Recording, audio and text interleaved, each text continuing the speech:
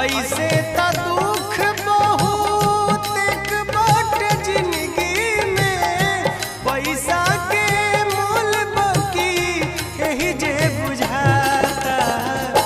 निर्धन के रोग जानी